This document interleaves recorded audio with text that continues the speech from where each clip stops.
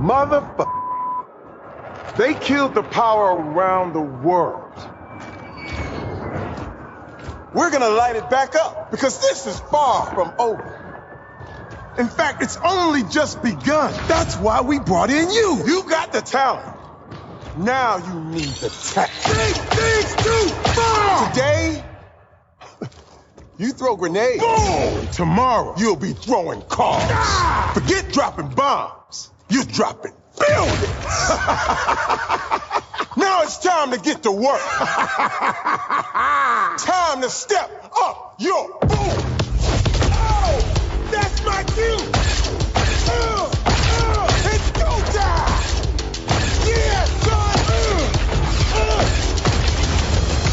Oh yeah. Welcome to the agency. Hello, everyone, and welcome to the first edition of the Nerds Without Pants E3 special. I am Julian, and I'm joined as always by Patrick. Didn't have as much PS Vita in as I thought it would. There was no Sony shown yet. We're getting to that. That'll be tomorrow. We're recording this Sunday night right after the Bethesda press conference, which we both decided we should wait until that was over, just in case they announced something big. Turns out we didn't really have to wait, but we'll get to that. E3 doesn't start for 2 more days, but E3 kind of started yesterday because people keep trying to one-up each other with jumping the gun on press conferences and crap. So yesterday was Saturday, and that was EA, and then today was Microsoft's big one, and then, like I said, Bethesda just now. So we thought we'd get together, kind of talk about that stuff to get it out of the way.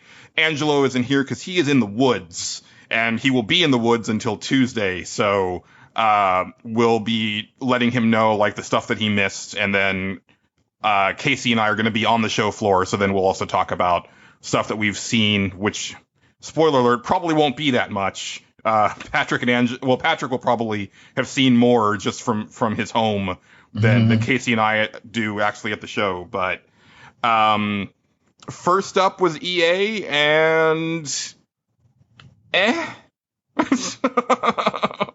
this conference was mainly about like adding story modes to their sports franchises, I think. Like, I don't really know any other big improvements that they went from one year to another in any of their titles, really. But they do seem to have shoehorned new types of experiences into the sports games. I'm not sure if it's going to be good for the next few years, but at least they're trying something else.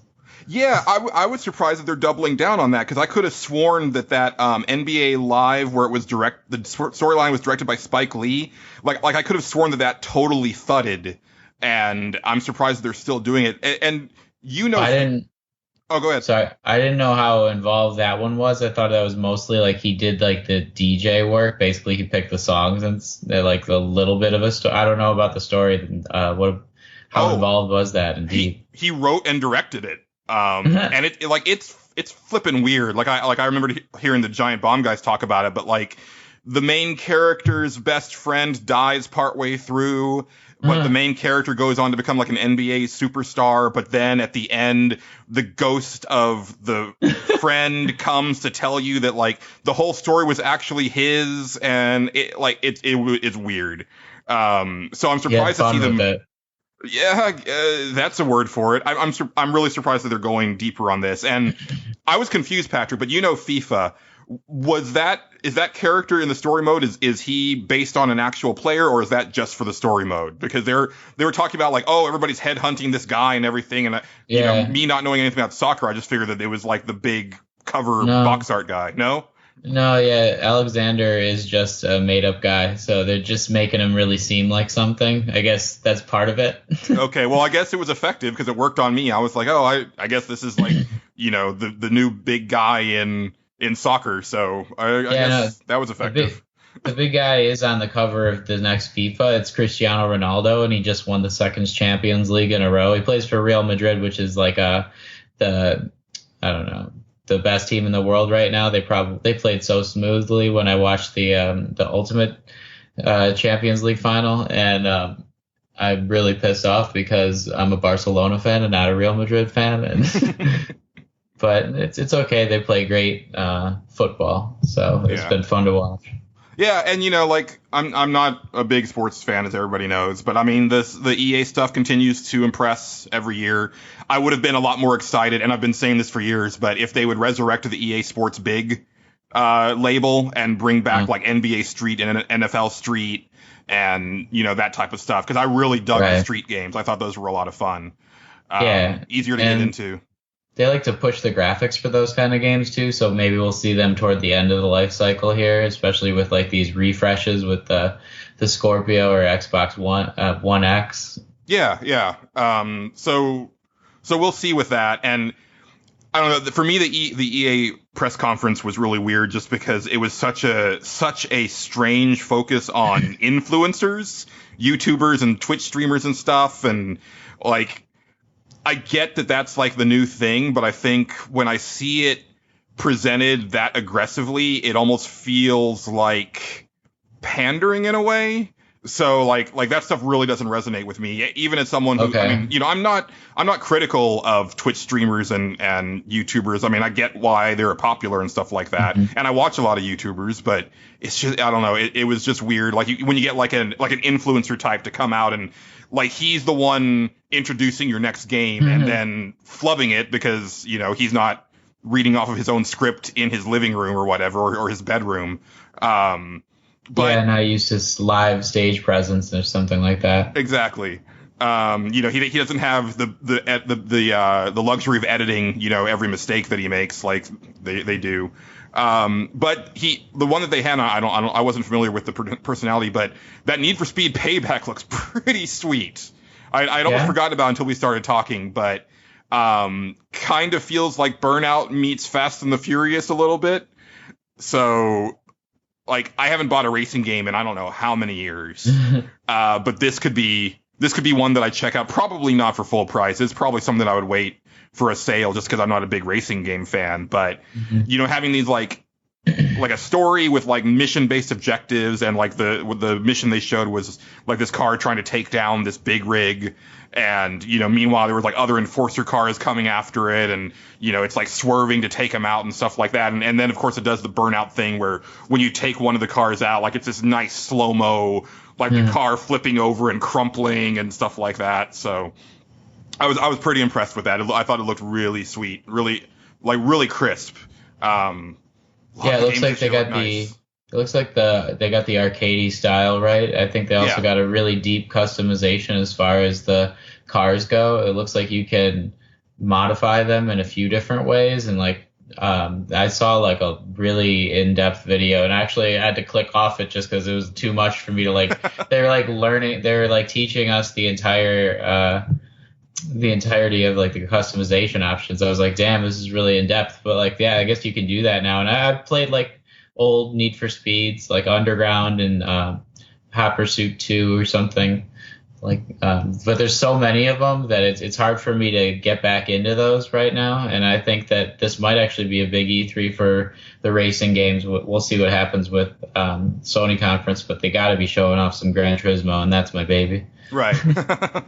Yeah, and we might talk a little bit of Forza when we get to Microsoft, but probably not a lot. But the only other really thing that I had from EA, and I don't know if you checked it out, Patrick, but did you see A Way Out, which is from the creator of Brothers?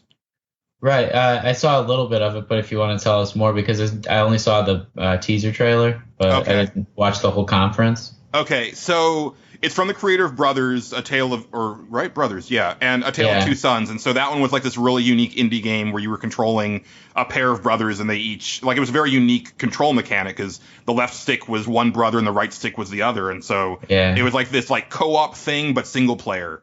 Now this, A Way Out, is a Prison Break game, but it is forced co-op from the get-go. You have to play with a second player, which that might be a hard sell because, if you can't find somebody to play with. But when I saw this, I instantly thought of my lovely girlfriend Jenny, because we've never played something cooperatively. We've played like Mario Kart and stuff like that.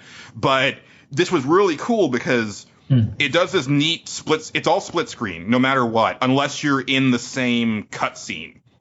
So it does this dynamic thing where the screen will enlarge if it's like a more important thing. And so one person can be in a cutscene while the other player has complete control. So one of the cool things they showed was, because one character has been in prison and the other one is just coming to prison.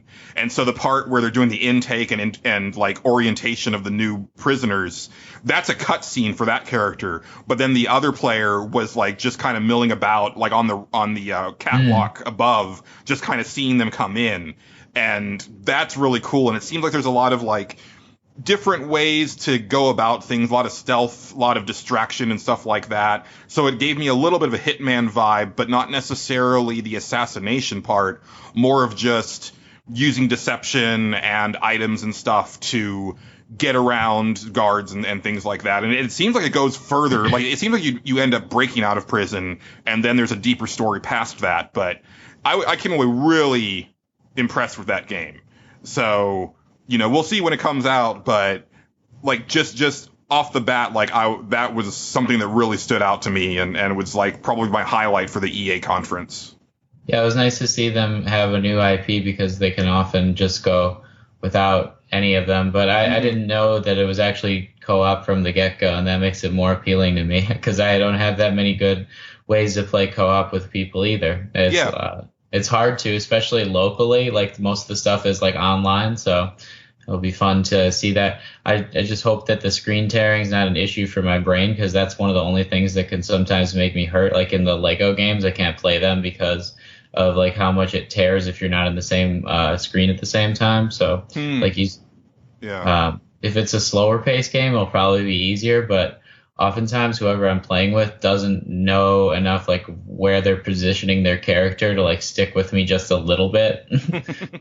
I can see that. Yeah, and you can play online if you want, but the developer definitely said that it designed it for like a couch co-op experience, like so that you're kind of like strategizing with each other to like next to each other. So that's a pretty neat thing, and like it was a cool thing to see in a largely disappointing conference from EA for me because like I'd kind of heard rumors that Dead Space might be coming back, and I was kind of hoping to see like the Amy Hennig directed visceral Star Wars game, because that's supposed to be like this really in-depth like single player third person game, but that wasn't there. They did show a lot of Battlefront 2, and it looks bloody gorgeous. It looked great. Yeah. I'm not going to play it. Like, I might play the single player mode, but I'm not going to play the multiplayer stuff. They even showed like a cutscene with Yoda in it, and I was like, how is that going to work? Yeah.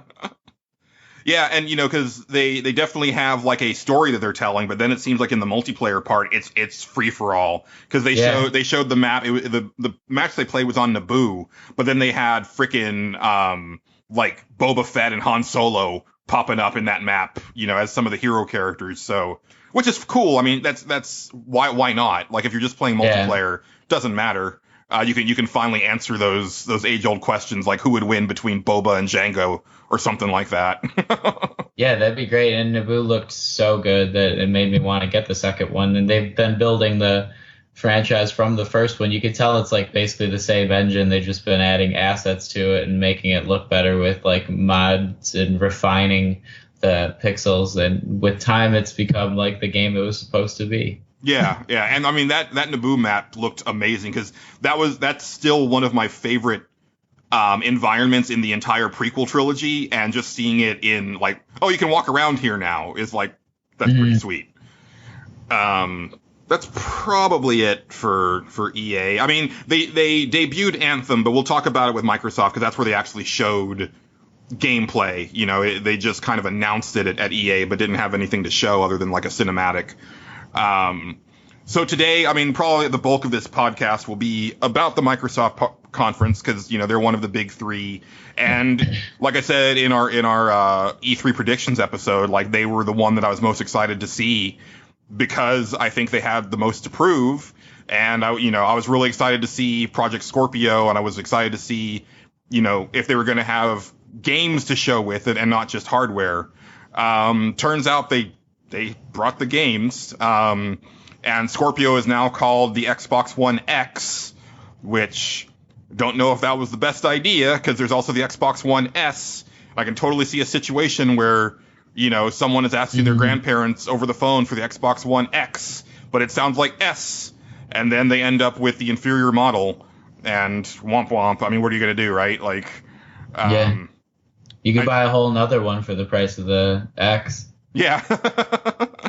Yeah, you can buy 2 S's for the price of an X. And then you have sex? I don't know.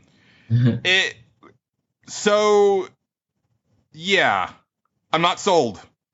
And that might surprise you. Like, I think it looks great. Like, I think the system, like, I was surprised that the system is smaller than the S, like, considering how beefy it is as far as the power goes. $399 would have, like, that would have done it for me. Like, I know that I had said, like, $499 made sense to me, and it does make sense. I think, based on what they were showing and what they said is under the hood, that makes sense. I think if they wanted to, like, make headway, they probably should have taken the loss and done $399 to compete with the PS4 Pro. Yeah. And I know that probably the argument is, well, our system is, this much more powerful than the PS4 Pro. But good luck explaining that to your average consumer, right? Like, they're just going to look at the price, and it's kind of the same thing that happened in 2013. Like, it was that $100 price difference was all the difference that was needed. Because like I would argue that both systems had, decent launch lineups. Neither of them were fantastic, but PlayStation 4 was $100 cheaper, and they seemed to have more games out of the gate, like, in the pipeline. So those two combined, there you go. And I think it's the same thing here. Now, I do got to say, though, well, okay, so here's the thing, right? Oh, go ahead, Patrick. It's also keeping a lot of my legacy titles with PS Plus now. It was no brainer, like, that I was going to take all the Vita titles and everything to the next system, whatever it was going to be. But I think that what was surprising to a lot of people was the backwards compatibility that Microsoft ended up showing with, like, the original Xbox. Now, there's a lot of stuff I've been reading this week that also says, like, no one ends up playing those things, but it's just, like, a big perspective shift for a lot of the more hardcore fans who are on the fence, because they want to see that whether or not they're actually going to use those things. They'll probably just, buy some of the HD remasters and play them once and never play them again. But that's probably good for everybody. Yeah, I think so. Yeah, like, it's definitely a feature that people want, and maybe they don't use as much as they say they're going to, but I think it's a feature that you end up using more over time, right? Because, like, how cool is it where it's like, okay, so like me, like, I've got 150, well, I don't know how many. I've got, like, at least 100 Xbox 360 games, right? Yeah, I can fire up my Xbox 360, put them in and play, but how much cooler is it for me to just grab the disc off of my shelf and throw it into my Xbox One, which is hooked up, and go, if it's backwards compatible, right?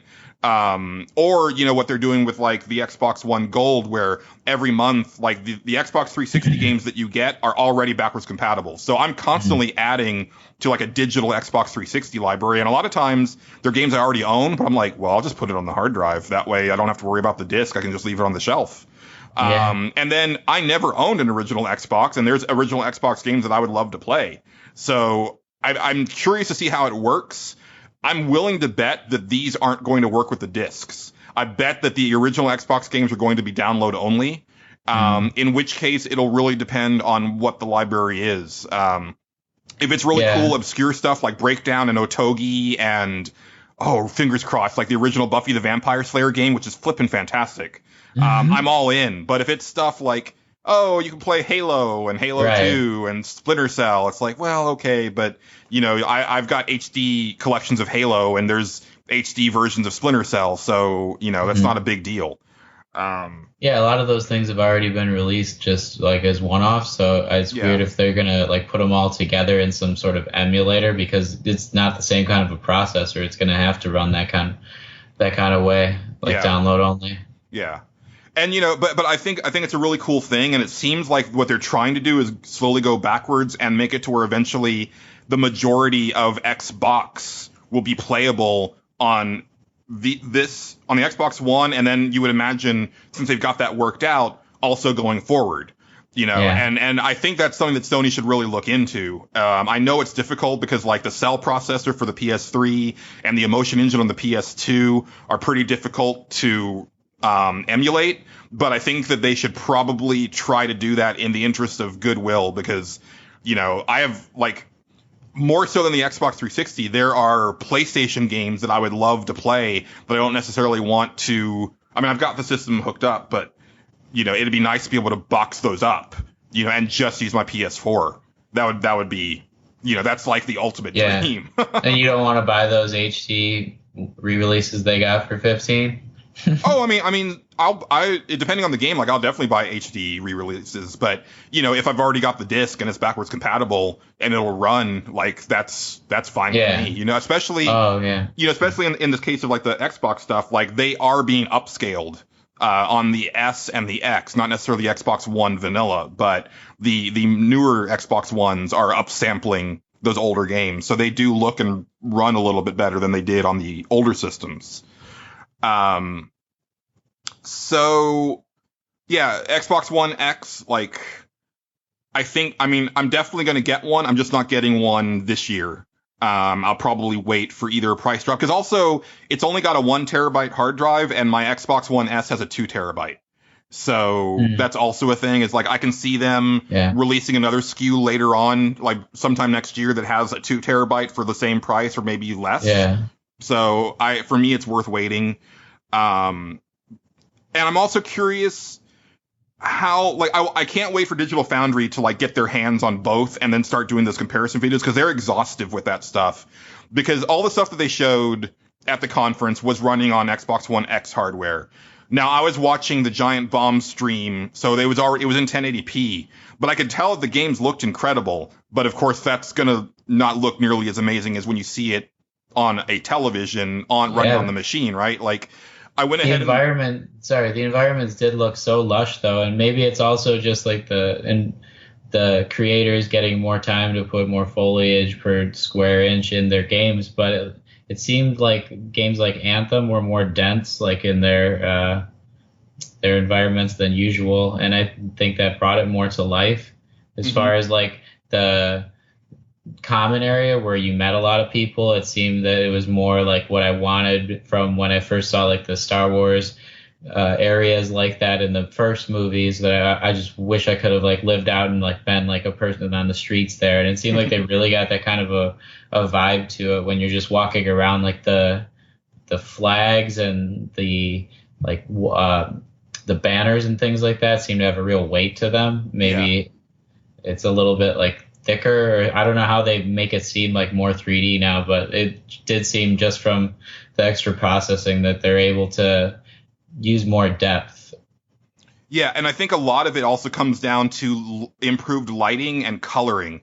Because like, Forza, there was like a really cool part where they were showing a race in the rain. It was like a rainstorm, and of course, like, the rain on the car looked amazing, but also like the wet pavement. But then the storm was ending, and as they were rounding a corner, you could see the sun poking through the clouds. I've never seen anything like that in a video game. Like, it looked like a real sky after a storm. Little things like that are pretty amazing. Like Metro Exodus, like. Oh yeah, when he got outside. Oof. Yeah, like that change in like being in a dark enclosed environment, and then you open this door and it almost blinds you, like with the beauty of the area, even though it's destroyed. Like there was something beautiful about the way that game looked, and it looked really nice. I didn't play the other Metro games, and I wanted to, but this one looks really cool. I'm wondering if it's going to be a thing where you should have played the old ones. I think I've got one of them on backwards on like that I got for free on either PlayStation or Xbox, but. Yeah, I've heard they're great, but it's just so many different shooters, and this year was no different. That like it was kind of like mind-boggling for me to see, like, man, like I'm gonna pick one or two of these, but like so many of them were just like the same mechanics with different weapons or something that it was hard to go. That was the only like negative I had, really, just like the fact that it didn't seem like there were many new game mechanics themselves, but. It's hard to say because my friends have had fun with Metro. It's just like if you played other things like Doom, which I'm sure you were happy with the announcement tonight. No, I was not.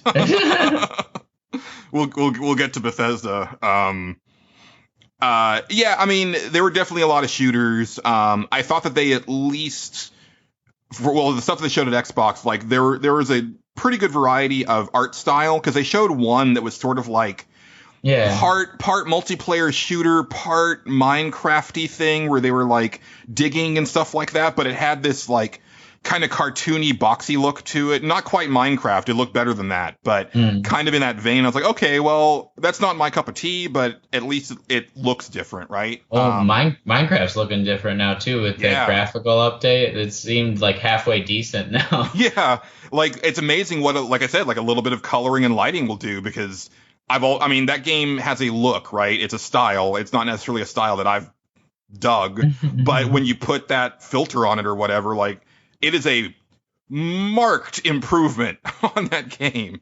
Yeah, and like Mashable said also, you got to remember, this is the first time anywhere any game has ever been cross-platform play. To that extent, yeah, because like there's stuff I was like... joking, dude. I don't know what they're thinking. Like... Oh, what about the cross-platform, or? But Mashable, like why they posted an article that said that, because there's Rocket League, there's Final Fantasy 14. Yeah, and I was gonna say like Final Fantasy 11 was like PS2 and Xbox 360, and but maybe what they mean is like you can play it on any, because now it's like if you play Minecraft, you're playing with everybody, right? Like except for PlayStation 4. No, I think it's them too. Like, oh really? Yeah, like PS4 name.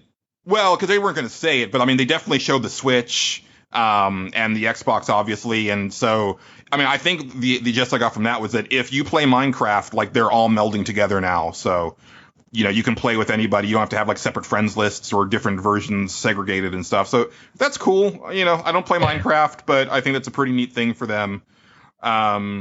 It's a step forward in the right direction for other games, though. Yes, I'm wondering if that opens the door to other cross-platform things like that, because it'd be cool, to play like Overwatch with anybody, right? Like, but also like be able to play, PS4 versus Xbox X or whatever. Yeah, absolutely. And then maybe let that open up to like, like it'd be cool if like Final Fantasy 14 went to Xbox One just to increase the user base, right? Like little things like that.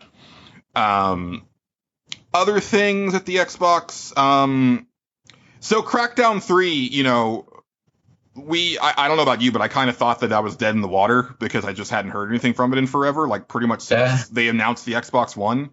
That was the time that I laughed the most out of the whole conference so far. I mean, I didn't think I was going to laugh because I knew it was going to happen, and then Terry made me laugh anyway just because he's so funny. Yeah, Terry Crews is like the perfect hype man for your game, and then putting him in there. I couldn't tell if he's supposed to be your character or like the character that bosses your character around. But either way, like him being in that game is a huge sell for me. And the game looks good. The only problem for me is that it looks a lot like Agents of Mayhem, which is coming from the Saints Row developers. And like, I'm more into the Agents of Mayhem shtick because like they're really hitting on this like 80s television show vibe. Like one trailer was doing Knight Rider and A-Team, and another one was doing Flash Gordon, and like it just looks like balls to the wall crazy, where Crackdown just looks sort of crazy with like really impressive explosions. So I'll have to wait and see, because I really loved the demo of the original Crackdown, but then I never bought it. And then I heard Crackdown 2 was really bad. It's like a really disappointing sequel. Yeah. So I don't really have a dog in that hunt. I hope it's good, but it's not something that, I'm like chomping at the bit for by any means. Right. It's not going to like get me to buy a system or anything, but it does seem fun for like 5 to 10 hours with friends. I think that it would be easy to fall off on that kind of a game just because it's basically jumping around and throwing stuff. And I mean, it looks really fun, but like you said, it looks similar to other games that might take it to higher extremes. Now, what other exclusives did Xbox have? You said they had a ton that you really liked, but what like really took it to the extreme for you? Well, yeah. So forgot to mention it. So they showed 42 games at their conference, and apparently 22 of them are either full-on exclusives or timed exclusives. So, that's a fair bit more than they had last year, where it was like 3, right? So they're definitely upping their ante on games. For me, even though, like, I'm not a multiplayer guy, and I wish that I was, Sea of Thieves, like, the more I see of it, the cooler that game looks. Really? Yeah. I wasn't happy with the modeling, and like I thought the graphics like took a way big step down, and I wasn't sure about this game anymore. I'm sort of worried about it. I mean, it's a simple, it's a rare, type of art style, right? Like, it's very cartoony, but the actual gameplay looked like, that, like, just diving off of the ship into the water seamlessly, like, looking for treasure. There's sharks down there that can attack you, and then, like, launching yourself in the cannon, like, to get to places. Like, they showed one person do that to get to the island, but then later on, when they're fighting the other ship, you can actually get onto the other deck really fast that way. The way that you had one player with the map, well, it was like a riddle map type thing, and then they could show it to they could hold it up outwards so that other players can walk up and look at it. I thought was a really nifty bit of, like, you have the map, let me see the map, maybe I can figure this out type of thing, instead of, like, everybody just having it in their inventory. It's like an Etrian Odyssey type of, like, making the map more analog to make it feel real. Yeah, and even the compass, right? Because there was part where, like, part of the instructions on the riddle said 11 paces northwest from this point, and so then, like, they had the person with a compass, and there was a very distinct head bob, so you could count the paces. So then they got approximately 11 paces, started digging, and then sure enough, there was the treasure. So that stuff looked really cool to me. Like, again, it's one of those things that makes me sad that I'm such a solitary player, because that seems very much like a game where you want, like, a steady crew, the same 4 people all the time, and you're not going to play that unless you're all together. But I think it looks really neat, and I'm excited for people who get together and play it. See, that pumped me back up, but, like, what I was looking at mainly was how slow the pace was, which kind of worried me, to go along with, like, pretty simplistic sprites where, like, some stuff was happening, but I wanted the world to be more alive and vivid, I guess, compared to the other games that I had watched in, like, the trailers back to back. It seemed kind of barren in some ways, but that'll happen with, worlds and MMOs that aren't populated yet. No, that's a very fair point, because, like, it seemed like there wasn't a lot of moment-to-moment stuff going on when they were looking for the treasure. Like, a few skeletons popped up, they took them out pretty easily, and then it's kind of just walking around looking for stuff and then carrying it out. And then things started to pick up. Once they got the treasure, like, there were definitely more enemies. But I can see that being a problem. And I'm wondering if they're hoping that a lot of the challenge comes from other players, because it's hard to say how many players are going to be on a server and stuff like that. I think that's a very, very apt criticism, and it's something that we'll have to wait until people start playing it to really wrap our minds around. There were smaller games that I was really excited about, and I think these were exclusive ones. The Artful Escape of Francis Vendetti. I felt this was a game for you, Patrick. It's like, it looked like a side-scrolling adventure game, but then the character busts out an electric guitar and it's all neon. Oh, yeah. That looked so cool. At first I was like, oh my god, it's another side-scroller that looks like it's from the 80s or something like that, trying to play on my nostalgia. And then I was like, what, a guitar! Yeah. And it's doing, like, this crazy light show when he's playing and stuff like that. So I don't know what that game is. I definitely want to see more of it. Didn't show any gameplay with it, just like it happened, and then they're like, it's gonna be here when it's fucking done. Yeah. And then there was another one, and I didn't catch the name, and I was trying to look it up and I couldn't find it. But did you ever play Flashback on the Genesis? No. Or maybe the Super Nintendo? Oh, like, this game looked like Flashback to me. It was like very much like a Blade Runner aesthetic. It was a side scroller game, but very fluid animation, and it looked like, you're doing, like, rolls and pulling out your gun and stuff, and it looked really cool. And I wish I'd caught the name of it, but that one really stood out to me, even though the name didn't, because it was like a very stylized title card, and they showed it, like, for like 2 seconds, and then it was gone. There were a lot of games. It's funny because a lot of the Xbox games that they showed that I was really into were in the montages. Because there was like a fantasy RPG where like somebody was riding a dragon, and then like they were on foot and they were like fighting against someone using lightning, and that looked really cool. I have no idea what it was. Yeah, I didn't see like any trailers that were really so much exclusive. Although the one that you did say I didn't realize was exclusive, but most of them were like 1 minute long, and like I didn't see the montages either, so that explains part of it. Yeah. But like the way they chopped it up on YouTube after the live thing was over, which I didn't get to see, was sort of just, it was like jarring. It was hard to find some of the stuff, and like when you would go through one video, the related videos would relate to that instead of E3 stuff like I wanted to see. So it was sort of like a navigational issue I was having. But I can see that. There were a couple others real quick before we move on to Bethesda, and then we'll wrap up. But Super Lucky's Tale, which is like a very charming and cute character platformer. Like it looks adorable. It looks a little bit too kiddie.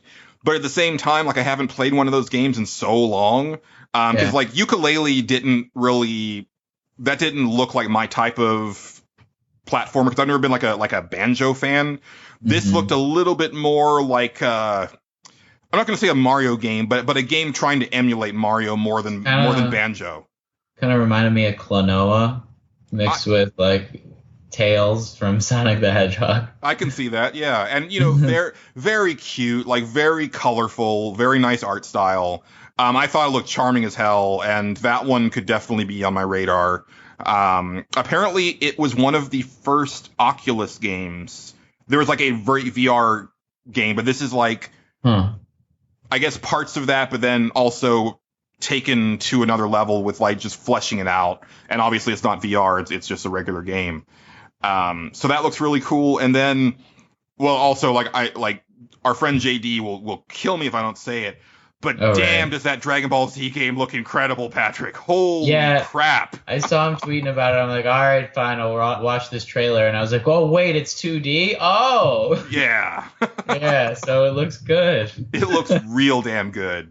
That might be, like I bought Tekken 7, I'm playing it a little bit, but that might be like a fighting game where I actually try to put some time into it, because it just looks so well done. And then like it's Dragon Ball, and like Dragon Ball's never looked that good in video game form. I mean, there's games that look really good, but this one is like, that's the damn cartoon, but you can play it, so that's pretty nifty.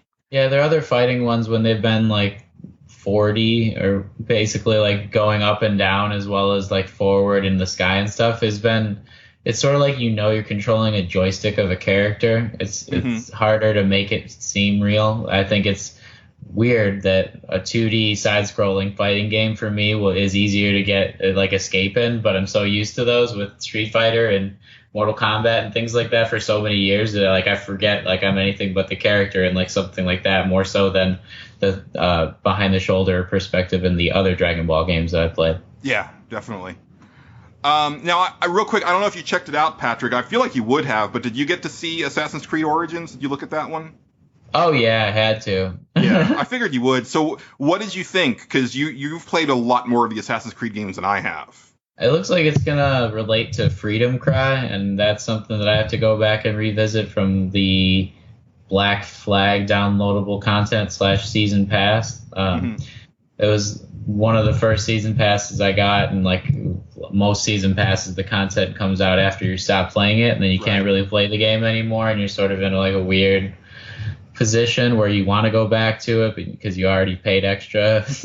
But for this one, like I think I've spent so much time with the series, I was definitely going to go back at some point, and this looks like it has like better mechanics as far as looking at things when you get to look at the bald eagle. So like you don't have to go in that weird vision and not be able to see things really, because the bald eagle goes, it works. It's like a double-edged sword. It goes on top of everything, so you can see a bird's eye view of like the entirety of the map. But it made me see that I was in a game really easily when I saw that happening. Like you could see all the ways that like the walls were connected together in like the buildings, like Legos almost.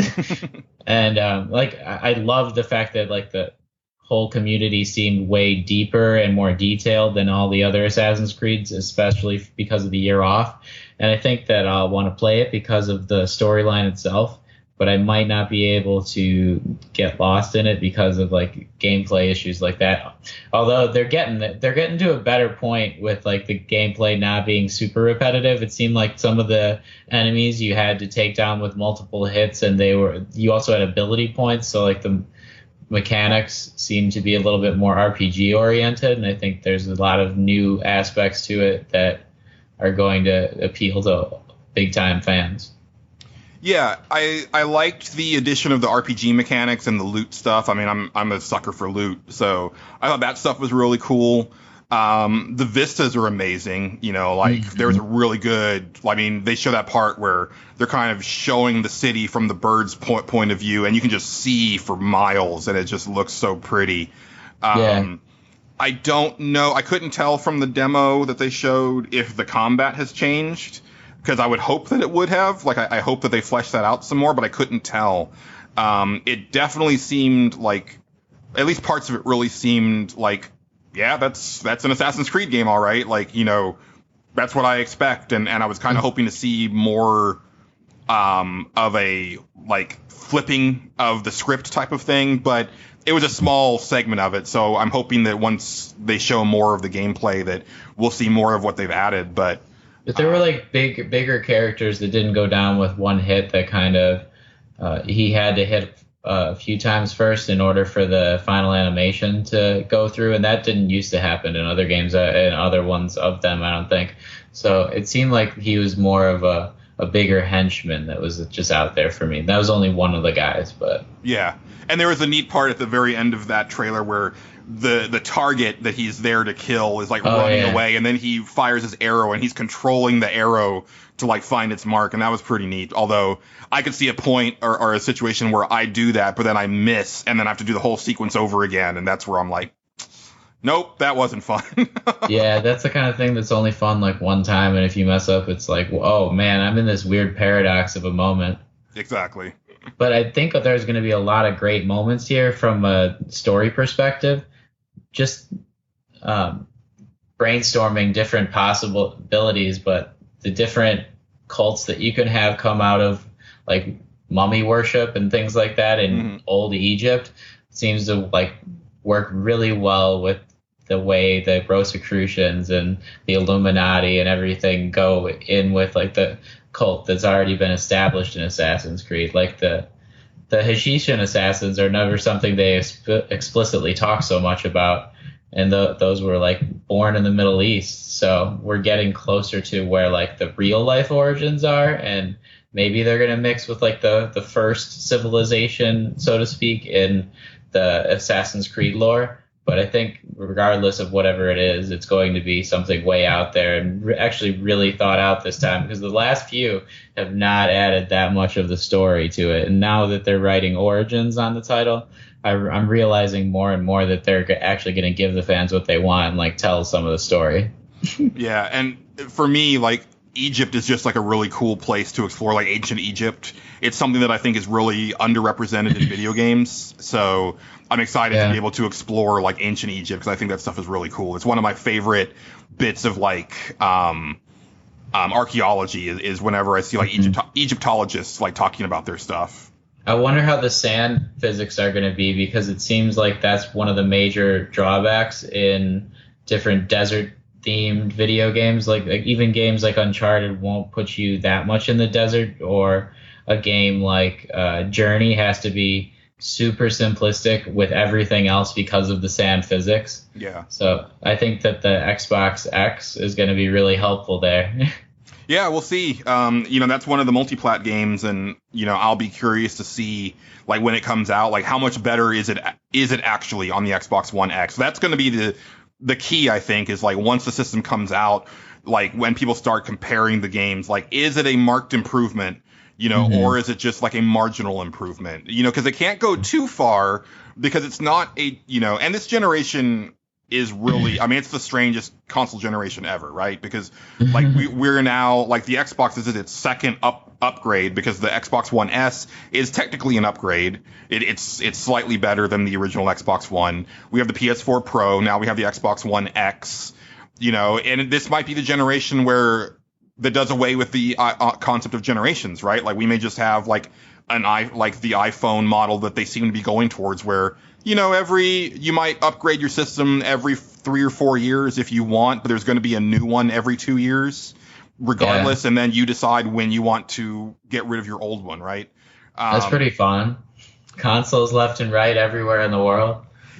Yeah, I mean, I can understand, because there's some people who buy the new iPhone every year, right? And there's some people like me who wait as long as possible until they buy a new one.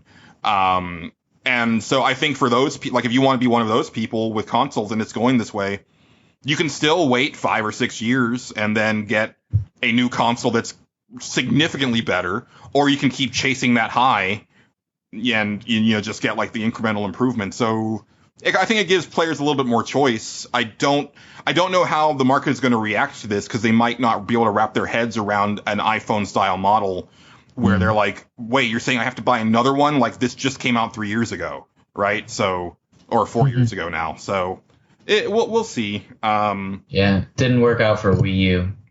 Yeah, and that's the funny thing too, right? Like, I was thinking about this generation in particular. It's like we're already on the second Nintendo system of this generation, because the Wii U came out the same time as the PS4 and Xbox One, and now there's the Switch. So that's kind of crazy. Yeah, a lot of people who bought those consoles for the Wii for the first time, though, didn't realize that, I got to upgrade now if I want more games, and they just kept playing their old ones and didn't even really care to go out and buy new ones anyway. So it's like there's a different market that they got to itch. Those people aren't going to buy one in the next couple of years anyway. But yeah, I think that a lot of hardcore gamers will. Yeah.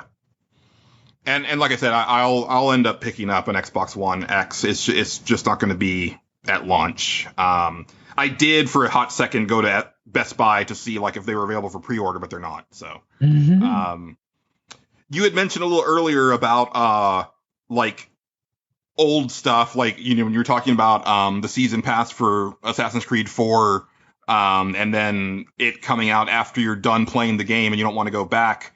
I wish Bethesda understood that, because they're going back on everything. Holy shit. That presentation was 35 minutes long, and the first 30 of it was just them talking about old stuff, or just add-ons to old stuff. Yeah. I was pissed just because we decided to wait, okay, well, because you needed a little bit more time to look at the Microsoft stuff. And then we were like, well, we may as well wait until after Bethesda, because there's probably going to be at least one thing that's really worth talking about. Fuck no. Yeah.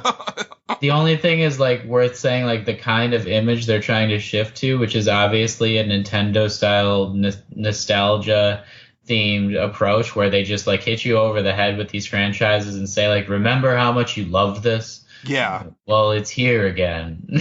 Yeah. And that doesn't really work for me. The way nostalgia works is if it goes away for a while. And they're just putting everything everywhere. It was great to see the way it looked on the Nintendo Switch. I thought that the particles looked better than the PS3, obviously, which is a good thing to see on a handheld device regardless. And for Skyrim, you mean? Yeah, sorry. But yeah, it's also awesome to see the way the creation the creation works for Skyrim and for Fallout, the way they're going to start bringing in a ton of outside developers, and how that is actually going to already work with Legend of Zelda themed swords and things like that you could use amiibos with in the game. So the integration with Nintendo, I think, was probably the only new thing, or not just Nintendo, but all those developers on a console is the new thing that's really exciting as well. Maybe also Minecraft, not necessarily for those games, although it is pretty much for those games too, because I haven't really played either of them so much, and I could get very much more into my Fallout 4 with these mods that keep coming out pretty much infinitely. Yeah.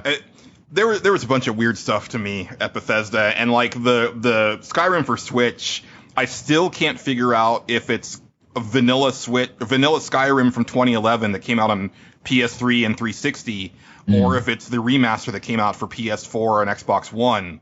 And also, who's excited about motion controls in Skyrim?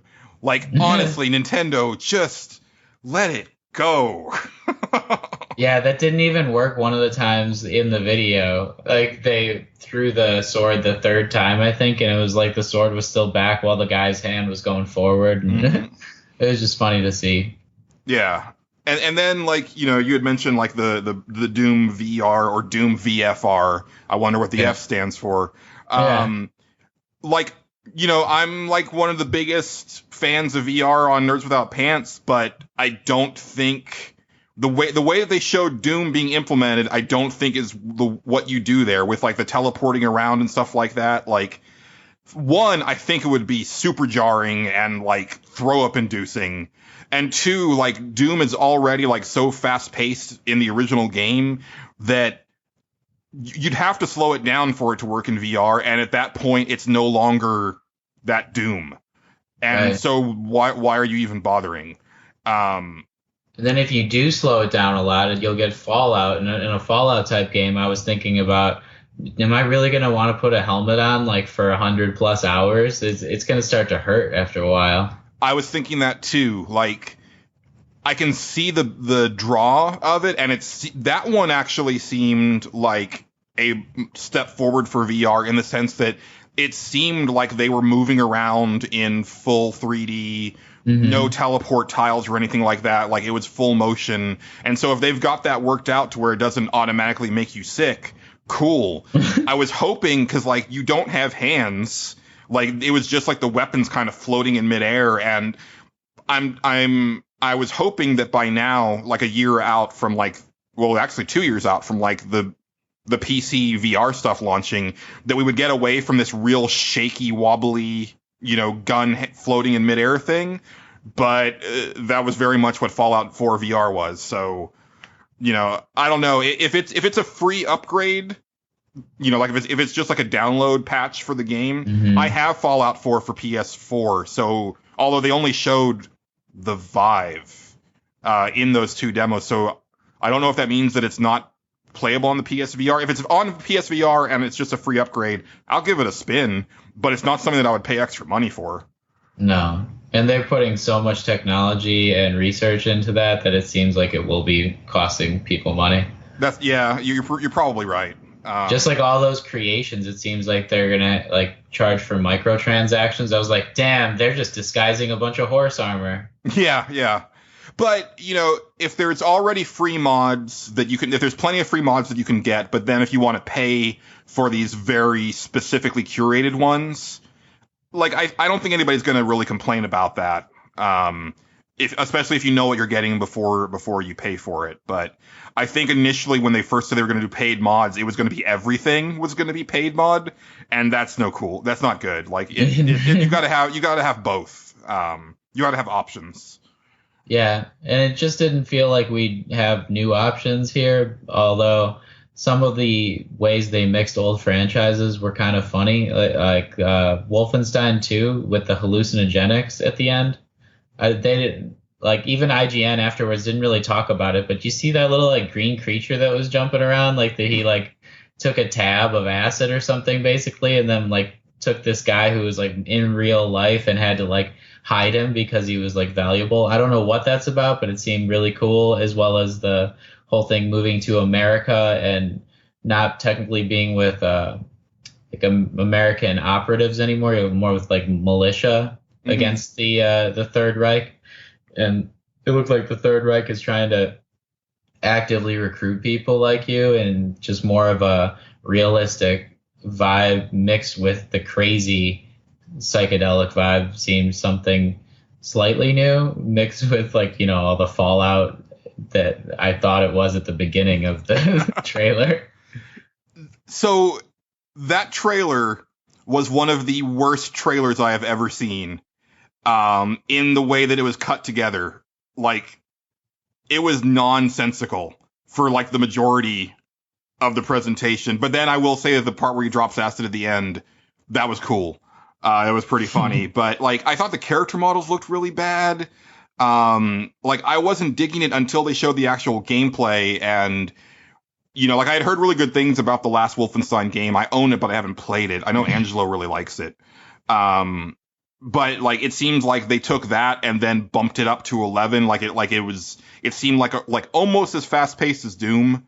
So I think that's really cool. Like, I don't want all of my first person shooters to be like that, but I prefer I like speed in my first person shooters. I don't like that feeling of my characters moving really slowly. That's why I'm not as big a fan of like Halo or Destiny, because I think the characters move like way slower than they should. Like, I usually feel it like their sprint is how they should be walking, and then their sprint should be faster than that. That's actually a reason that I liked backing up to Microsoft's conference, that Anthem, because the people. Oh yeah, we forgot about that. Yeah, and that's probably the coolest thing was like when you're in your suit, you can, which is fully customizable. There's going to be all these crazy ones that are hard to get and things, like you can actually use it to, like, as a jetpack, go really fast from place to place. And it didn't seem like it was getting in the way of the world. Like, the world seemed like created with it in mind, that it won't be very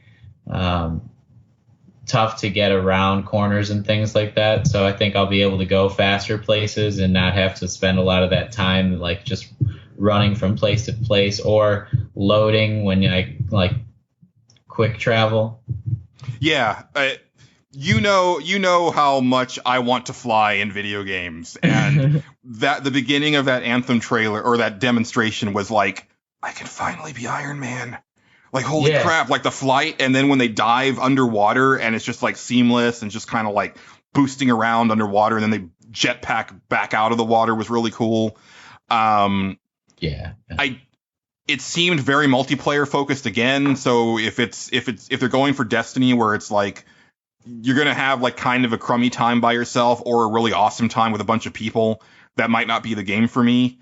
One thing I was really interested in, and I wonder if this is how the game is structured. If you remember at the beginning of that demonstration, the character is walking in this like hub area in first person, and then an NPC just like basically walks up to her without any prompting, talks to her for a little bit, and then that starts off a quest. And that's pretty cool. Like, I would like to see that in like a Skyrim or open world RPG, where you're not walking up to people with exclamation points over their head, but you're overhearing things, or people are flagging you over and asking you to come near them, and then they just start talking to you, and then that's the information you need for a quest. Like, I think that's really seamless. Yeah. And if that's the way the whole game is structured, I think that's pretty cool. It's just like, Casey had asked me what I thought of Anthem, and I said, it looks like a really awesome game that I'll probably never play. Yeah, see, my friends need something like that to move on. We haven't really had something that has gotten us together as much as Destiny, and that became so repetitive that we couldn't do it much anymore, although people are talking about getting back into it with the second one. I don't think I can do it. Yeah. Yeah, and Anthem, I mean, it looked really gorgeous. Again, like, I think a lot of what made the Xbox One X games look so good was environmental lighting and color. And color has been just something I'm really happy to see in this generation. Like, with the advent of like the 4K displays, really like now it's like, how many colors can we get onto your television screen instead of how many grays and browns can we show you? It's a nice change. So I don't know if brighter colors are harder to process or something like that, but it seems like this generation they definitely unlock the blues and golds of the world. Yeah. So that's nice to see. That's probably about it. I mean, Bethesda, they had like Evil Within 2. I mean, that looked fine. And then just a bunch of like, hey, we've got new stuff for Dishonored 2 that came out last year, and we've got stuff for this Elder Scrolls card game that nobody plays, and we've got what was it? And Morrowind's available now. Yeah, like the Elder Scrolls Online, and it's like, Well, I don't know. I know people love the Elder Scrolls. I think it's a very boring art style.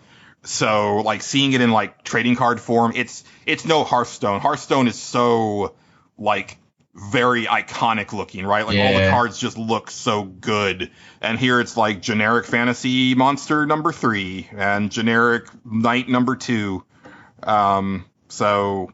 Right, it's like you opened a D&D book and you just see like Ring Wraith or Wraith or something like that, or Vampire. And sometimes I like that. Like when I was growing up playing Morrowind, I like how archetypal it was for one of my first journeys and experiences.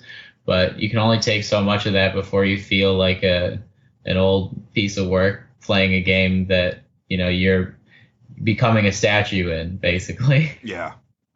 Yeah, so I would have definitely liked to have seen some more new stuff from Bethesda, especially like new IP, really. Like, I don't even necessarily I wasn't even really counting on like a new Elder Scrolls game, but like something brand new from them would have been much appreciated. Some more dragons to fight, like more often. Yeah, and maybe you could ride a motherfucking dragon. Yeah. But that's about it for this first special. I actually threw something up on the site for the Microsoft press conference. I'll probably try to write some stuff from my hotel at E3, and we'll have at least one more special that we're recording once Casey and I have gotten onto the show floor, and we'll also debrief Angelo on the stuff that he missed while he was in the woods. Definitely let us know in the comment section for this episode what you thought. Or you can always tweet at us individually. Patrick? At some boss. I'm at I'm not at a roguish ham. I'm at Julian _Titus. You can tweet the show at NWPcast. I apologize. I meant to say this at the beginning. The show audio quality is poor because this is just the raw Skype audio and I'm not really doing any editing. The reason for that is so I can get this up tonight before I fly out tomorrow, and it'll be the same thing on our next special because I just won't have the time to edit, unfortunately. So it is what it is, but hopefully the discussion was entertaining enough to mitigate the audio quality. Yeah. So that'll be it. Patrick, thanks for joining me for this very late night special. Of course, it made me actually like the Microsoft podcast more because when I read your article, I did realize that a lot of those were not exclusives, but I'd forgotten like the little indie titles that they got in the works that all seem pretty fun, so I'll have to go over to a friend's house and play some of those. Yeah, there you go. Cuphead. All right, everybody. Well, thanks for listening. And for myself, Patrick, and Angelo in the woods, thanks for listening. And keep it pantsless, Internet. Goodbye.